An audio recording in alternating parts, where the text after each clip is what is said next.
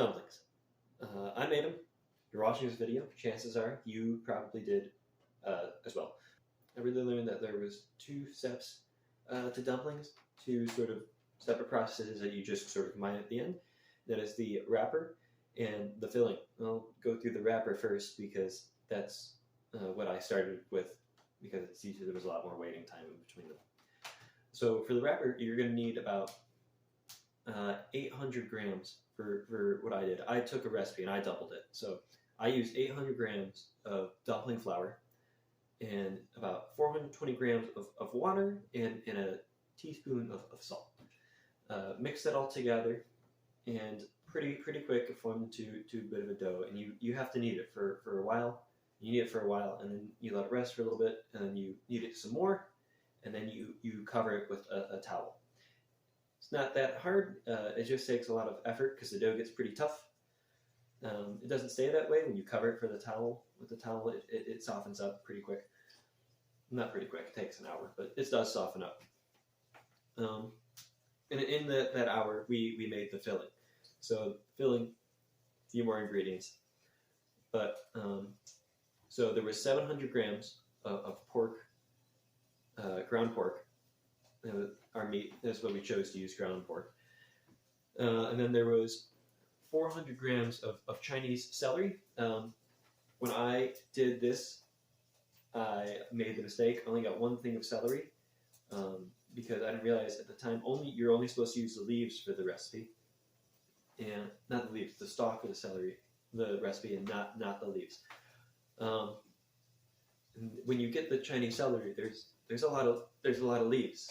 So it looks like there's way more in them than there actually is. I got lucky in that it turned out to be almost exactly 400 grams of celery stalk. Happened to be the one I chose, but if you're doubling it like I do, you probably want more celery than you think, because there's a lot of leaves in it. You're not supposed to use them.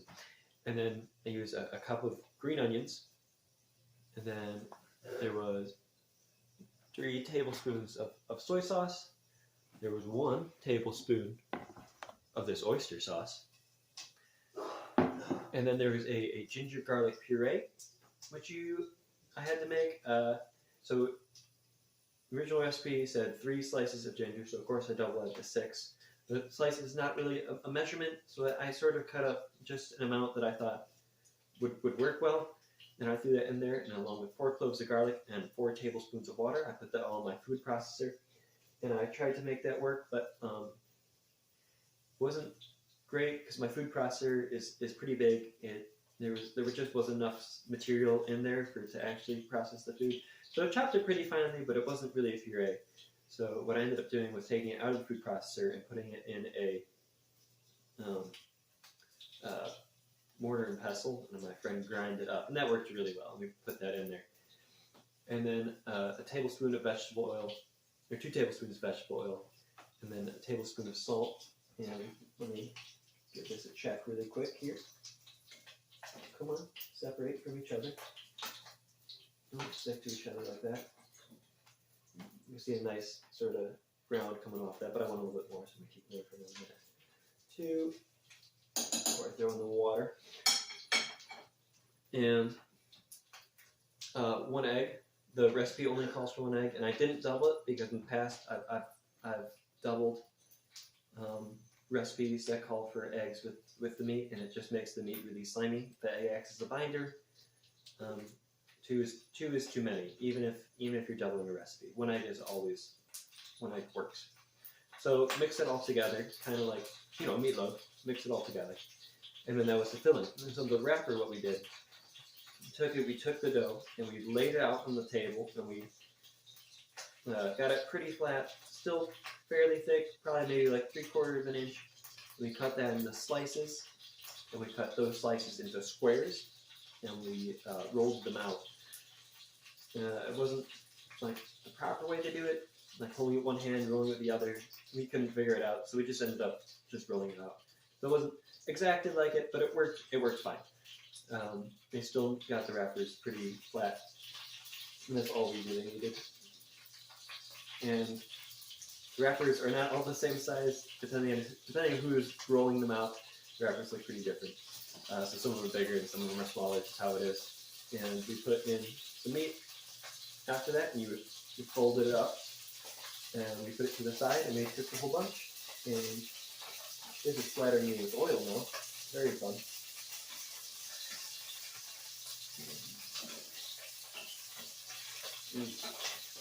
There we go. I like the bottom of this one. So now put in this little bit of oil there for when you're cooking, and then you put it in a quarter cup of water.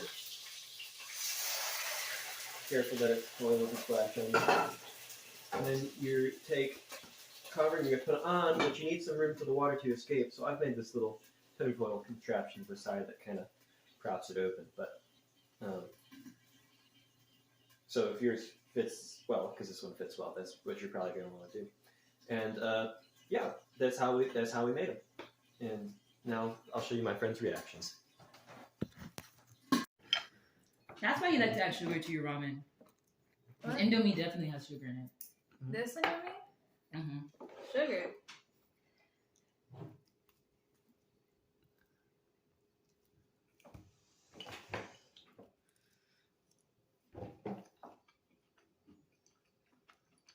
What do you think?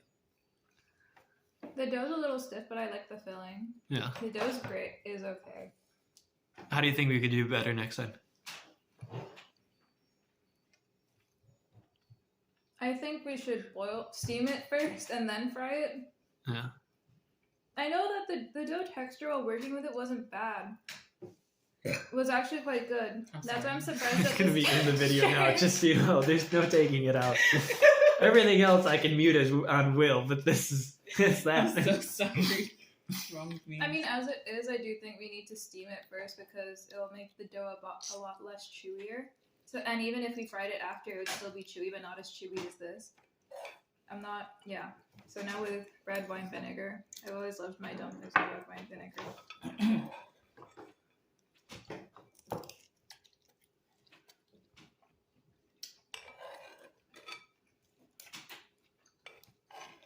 I give this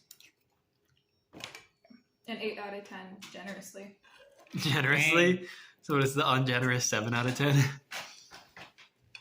The filling is very moist. It's very flavorful. But we have to steam it first. Not like the directions said. I know what it says, but I also know what frying first does. Stop Alright. filming me. Your turn. I was hoping to eat this with my ramen, but my ramen's gone now. Okay, please pass the sauce. Which one? Both. Alright, both. Okay, It's also really juicy. let's eat it plain first. You took like the really small one, did you? Mm-hmm. No. Yeah.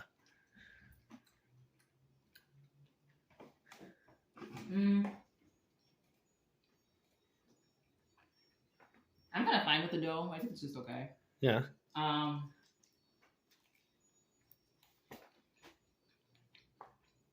medium size is also really good. That's good. It didn't look exactly the same. I thought for you for a second. Do you think one egg was probably all right? Yeah. Yeah. All right, that's what I thought. For this project, me and my girlfriend went to Moe's, and it was fun because she got to connect with a lot of stuff that she used to remember about living in Hong Kong and being in China.